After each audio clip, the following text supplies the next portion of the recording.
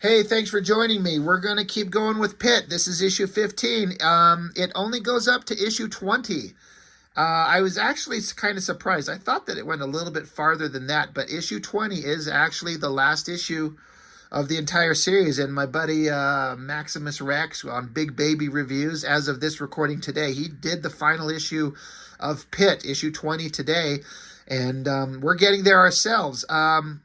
Pitt has been going through some changes in the book and the tone and the vibe and the story, and I don't know anything. I haven't read any interviews from Dale Keown. I don't know what his thoughts were, but I get the feeling he didn't know what the fuck to do with this book. I just feel like he didn't know what to do. I've kind of had a guessing game on my own that he had a concept, he had an idea, he was given a great opportunity to take to jump to Image Comics, leave Marvel, and do his own book, and it's going to make him a shit ton of money, which I'm pretty sure it did. And so he has this initial idea, and so you start throwing together the first couple of issues, but once you get past kind of your initial storyline and you start thinking about, as a creator, like all the great comic series you've ever read and how the characters they grow and they learn and they move into the future, and you suddenly realize, I would guess, that Dale probably had not a fucking clue what to do with this guy. I think he just wants to draw Pitt fighting giant monsters, and let's be honest, that's what we're really here for. But you can't just have every issue nothing but Pitt fighting giant monsters. With Dale Keown's artwork, I might actually be perfectly fine with that. It could be a bare bones story, super simple. Just give us the most gorgeous art of Pitt just ripping apart giant hulking monsters or robots or lizards or werewolves or fucking dinosaurs. Somebody suggested Pitt should fight Battle Beast from Invincible. I'm like, oh my God, what a fight that would be.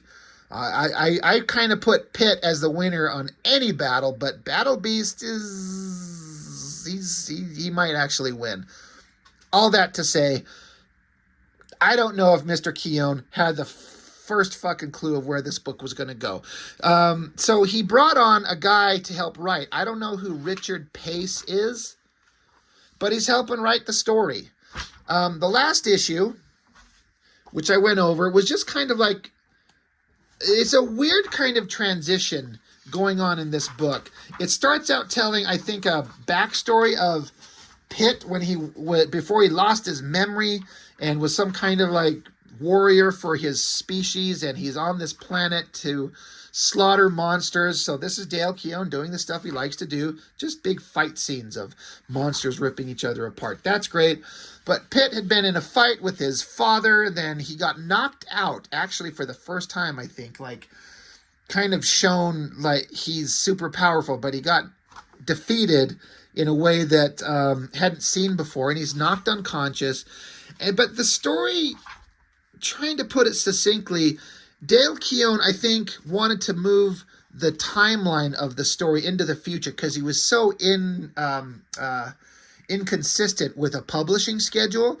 The character's still in the first year of his life, probably, but like 5 years have passed or something like that. So I feel like Keown maybe wanted to move the character into the future. So the story concocts this ridiculous concept of, hey, this ancient alien race that you slaughtered way back when, they're searching the universe for all members of your species. You're the last one, and they're coming to Earth because they think one of you might be here. And if they come to Earth, they will destroy Earth looking for you. So if you want Earth to survive, you need to leave. And so Pitt's like, okay, well, if that's what I have to do, I will go into this null space, whatever it's called. There's some term for it, it'll say here. But little Timmy, the little kid they're half brothers, they're emotionally connected. Pitt looks out for him like a little brother, and the little kid is hyper attached to Pitt. Like, this has been going on since issue 1. And the kid's like, well, wait, you big, giant, noseless, stupid, muscle-bound motherfucker, you can't leave me. Like, stay here and you can't go. And Pitt's like, I have to. This will destroy your world if I stay here and these other creatures show up. I can't fight an entire race of beings. So I have to leave to save you. And so he goes into this portal. He's like, I'll be back. And Timmy's like, well, take me with you. And they can't. So Pitt's gone. And the poor kid, he's just like, everyone leaves me. My parents went away. My grandma went away. No one stays with me. And of course, this kid's got some magical superpowers. You have to read the entire series to understand. He's got some weird powers. But he's sad. He's upset. He teleports away and disappears. And then Pitt, just floating in this other world, he's gone. And that's where it's left. That's the last issue that we looked at. So we get this one, and pretty good cover. Pitt standing here, drenched in the blood of some monsters. All right, I like that. So what's going on in this book? So again, Dale Keown's pencil, inks, plot, and then plot and script, Richard Pace. I think at this point, as far as I can tell, Dale Keown is still inking his work. It says inks, but there's some places in some future books where it is only pencil, but they say inks. It's like, don't say you're inking if you're just doing really clean pencils and then like kind of darkening the values in Photoshop. That's not inking. It's an insult to inkers. Just say you're doing pencils and fuck off. Anyway, so Pitt is in this place. Yeah, Shimmer Space is what it's called. The text is saying something like, Pitt has always sought solitude. He stood outside alone when his friends and family would have welcomed him into their home. He left when they say they wanted him to stay. But this exile in Shimmer Space, he knows that it will end soon, and because the warrior yearns, he feels lonely for the first time in his existence. So he hopes that his exile in this Shimmer Space will end soon. So it makes you wonder how long he's been here. So then there's a energy bubble, appearing behind him. Great drawing from Dale Keown, as always. Whenever he's drawing Pitt, man, he's kind of like, to me, he's like Eric Larson drawing the Savage Dragon. This is a character that no one knows better than him, and no one draws better than him. And it looks really good. And it's just a basic, like, face with eyes and a mouth, no nose, long hair, big muscles. But man, Dale Keown can make it work. But this energetic creature shows up. I can't say I love the coloring. I don't hate it. There's a lot of interesting, vibrant coloring going on. It's interesting, but if you look at Pitt #1, it's a little bit more flat colors on. Look, I think it was on newsprint rather than the shiny paper. Both look fine, but I don't know. I like it, but I don't love it. But great shot of Pitt here. I mean, how fun must this be to draw? Just a giant shot of him just floating in space there. You just get to draw the muscles and do all the double lighting and the muscles and the chains and shit. Like, this is where Dale Keown's happy. But this voice, he's like, it's been a long time since we have talked to you. I'm feeling some emotions talking to you after all this time. We're feeling joy and frustration. And Pitt's like, I've never met you before. Who the fuck are you? And the voice says, our meeting was eons ago for us. This bubbling voice is referring to itself in two ways. He refers to himself as me and our. Our last meeting was eons ago for me and us. Only days or months for you. So it's basically saying, in your timeline, in your mind, we met months ago. In my timeline, it's been eons. So he kind of talks out, this creature talks in like weird, hard to decipher kind of backwards speak. It's intentional to make it confusing. So Pitt has a hard time getting straight answers. But the creature's like, I'm traveling backwards from the ultimate convergence, the end of time. The task has been given to me. But he says, I am Jerob, the chakran child of light. If you read the previous issues, I think it was this energy being that was connected to Timmy, the kid, but then he got separated, and he's like this energy space god. So they have met, but he's like, that's who I am.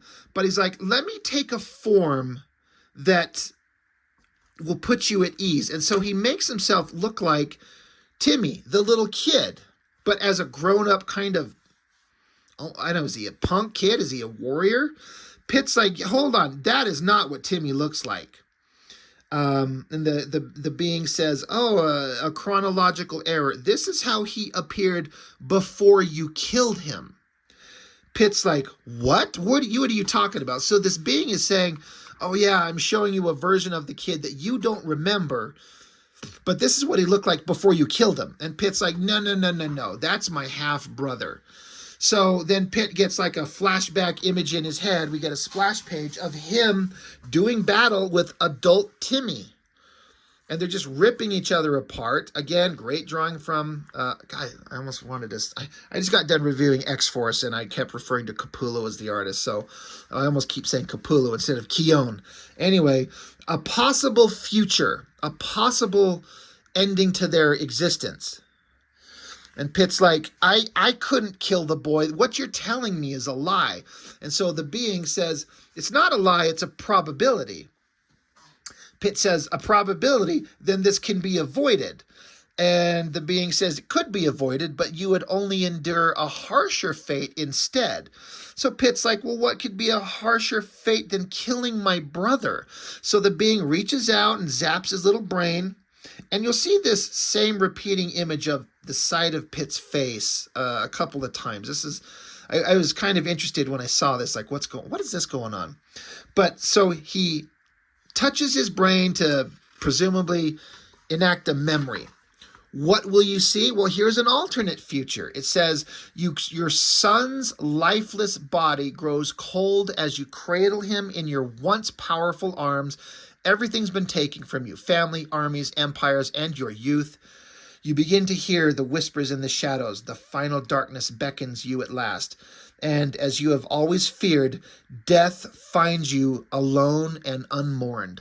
So here's another possible future of Pitt. Instead of having final battle with his brother and killing him, there's some possible future where his family, his empire, and his own child, which he hasn't even had yet, lies dead in his arms, and he's alone as he faces death itself.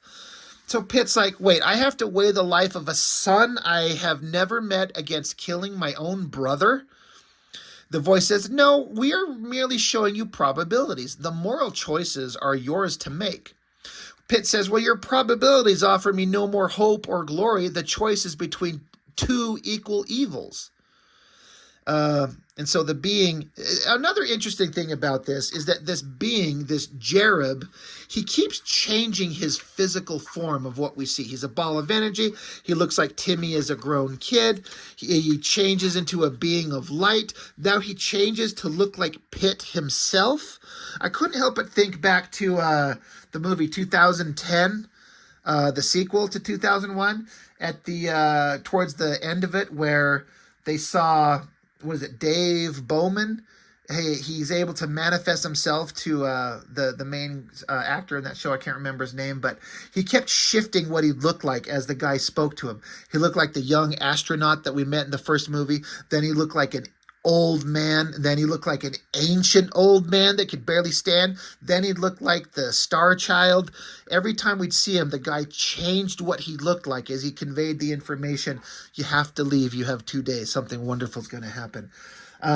In a way, I feel like that might be an inspiration for the scene, because this being is here trying to communicate some important information of possible futures, possible dire, sad future events, but he keeps changing form every time we see him.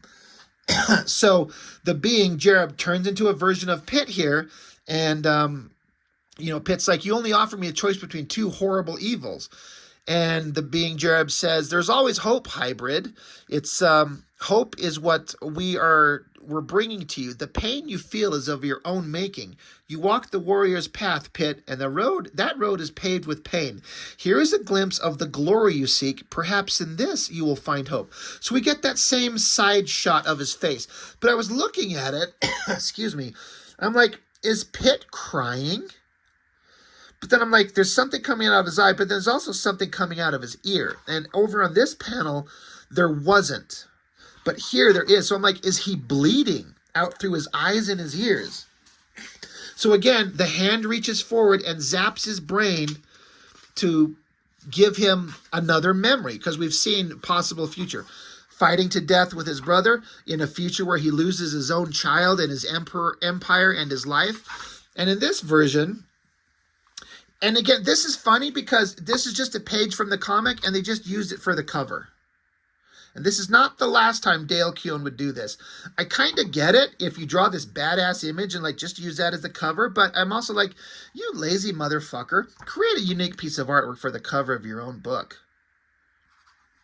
But I'm not one to judge, even though I am. But in this version, this possible future says, at long last, the parasite King Zoivod and his allies have fallen. The Creed Empire has been broken, and the freedom reigns from that moment forward. Pitt listens to the voices of his victorious army shouting their exaltations into smoke-filled skies. He is unable to fully relish his conquest as all the years and seemingly endless battles and countless deaths weigh upon him like an immense stone on his back. So then back with Pitt again, and the Jerob being has changed form once again. Pitt says, you dishonor me. There's no glory in fighting a battle. I know I will win. I refuse to be a pawn of destiny. Had I wanted to be a puppet, I would have remained Zoivod's slave. So Jerob says, you misunderstand your future. It is not preordained. You are a nexus of change, Pitt. Your actions affect not only your immediate allies and enemies, but also the lives of sentient creatures on thousands of worlds throughout the galaxy. The choices you make will determine the history of, will determine the course of histories as yet unborn. Your past deeds make you ultimately will make your ultimate victory against Zoivod probable, but not an absolute certainty. If you interpret the potential for failure as hope, then we should show you something else. And then we get another side shot of Pitt, and even more blood is coming out of his eyes and ears. So if you're paying attention, this encounter with this being is not good for Pitt.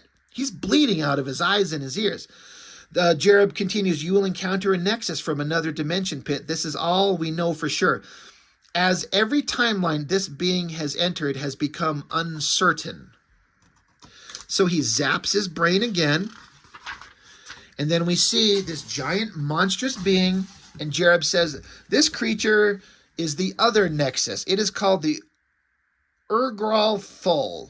The necromancer. God, am I sick of that term, the necromancer, because everyone fucking uses it and I hate it. But basically, he's this like parallel universe traveling ultimate evil monster, and he's out there seeking you. It wants not just to kill you, but it wants your soul. So here's this other giant evil monster that Pitt might have to face in some possible future. So Pitt says, you said you would spare me some of the darkness and the pain in my future, but all you have foretold me is darkness and pain. So Jerob says, this isn't how I wanted this encounter to happen. We just wanted to help you. Pitt says, well, if you want to help me, tell me how much longer I'll be staying here. How long have I been here in this shimmer space? Because he just went into it to preserve the life of Earth and the kid. So Jerob, once again, changes form. And he says, you have been in shimmer space for 5 Earth years. The people on Earth are already activating the retrieval system. You're going to be heading home. But he's like, but there's only a few minutes left for me to tell you, and I have so much information I need to communicate to you. Pitt's like, well, what are you doing to me? And Jerob says, your linear brain is having difficulty interpreting what I'm telling you. You're hemorrhaging from inside. Your body's healing, but the more you stay here and the more I communicate to you, the more I'm actually harming you. So Pitt's like bleeding out of his eyes everywhere. Like, in a way, you could say this encounter is killing him. So Pitt grabs him. He's like, makes sense. And, Jerob's like, he's like, don't touch me. You can't touch me. It's going to throw off everything. This is not a good idea. Don't touch me. It's not good for you. This is causing you damage. And then the linear time will shatter if we're not careful. And then we get this double splash of images throughout the book from past. And I think some things that are not even haven't been shown in the comics yet. There's some images here I don't recognize combined with a lot of stuff. So it's just basically, I think, like existence shattering into broken shards of glass, and his past, his present, his future all across a spread. Pretty interesting stuff. Everything Dale Keown draws is awesome. This shot of this guy looks really good. I like that. This shot of his brother, fucking, I'm kind of trying to remember his name. Who cares? Dale Keown can draw like a motherfucker. He's so good. But then Jerob becomes the version of himself that we've seen before. And he's like, you know, the stress from non-linear time travel, it's harmful to you. Your brain has difficulty interpreting what I'm saying you're hemorrhaging. Please don't touch me. It disrupts my temporal field. And when that happens, I cannot separate past and future from the present. It says this bleeding is from tiny hemorrhages in your brain caused by the stress of non-linear time on your linear mind. You were already healing, but you could not survive another exposure to your future. So this being has showed Pitt several possible futures that could happen. But he's like, I can't show you anymore. You will probably die.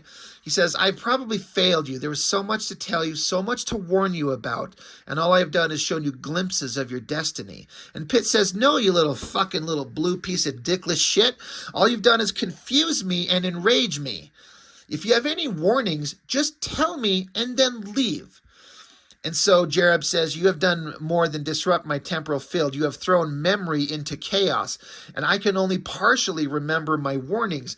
There is a human, male, and I think that you will want to kill him, but you must not do so, because that would cause great pain and suffering in your future. There is also another human male, and you will want to kill, and if you do not kill him, you will endure much suffering and pain. And Pitt's like, what in the holy hot fucking piss are you talking about? What kind of warning is that? He's getting pissed. I would be too. And then we get another great splash page where Dale Keown just gets to draw Pitt floating there in space, looking awesome. And Jerob says, it's the only kind that I have the time to give you. And then that's all I have. And now we cut back to the real world. We've seen this girl with dark hair that can turn into a werewolf. She showed up in a way earlier issue, and Pitt killed the shit out of her, so we thought, but werewolves are not easily killed, right? So she's here holding up this scientist, and then there's this other, I guess we can assume he's a bad guy. I think we've seen him once. Some guy with a giant brain. Okay, giant brain, he must be a bad guy. He shows up, they're talking, and giant brain guy's like, hey, take it easy on the help. It's unprofessional. Don't kill people, please. So he walks into this room, and he's like, hey, get our Pitt file from the computers. And then he looks, and he got these jars full of these bodies. There's a female one, a couple of male-looking ones, long claws, big muscular bodies. And this giant brain guy saying, it seems we found use for you little monsters after all. How would you like to meet your father? Meanwhile, right at the same time, on the urge of somewhere in New Jersey, a portal opens up. Pitt's naked ass, maybe it looks like, he just pours out of the portal, lands on the ground, and then who's waiting for him is, I think his name's Saurus, and then Black Ninja guy, I forget his name, and then Green Alien Girl that warned him in the last issue anyway. They're there, and we've been told from the alien being that he's been gone 5 years. So he comes back, and they're like, hey, welcome back, and Pitt's like, where's Timmy? Where's my brother? But now Timmy was, I don't know, was he 10? So 5 years later, now he's 15. Here he is. He's walking out of this place. He's like, this voice is saying, Timmy, get back here now or you'll violate your parole. Timmy says, man, no one calls me Timmy anymore, all right? My grandpa was the last one to call me that. And so this other guy says, yeah, and we all know what you did to him. And Tim says, you don't know anything. And the guy's like, fine, I give up. So Timmy in the future, it looks like his life has gone to shit.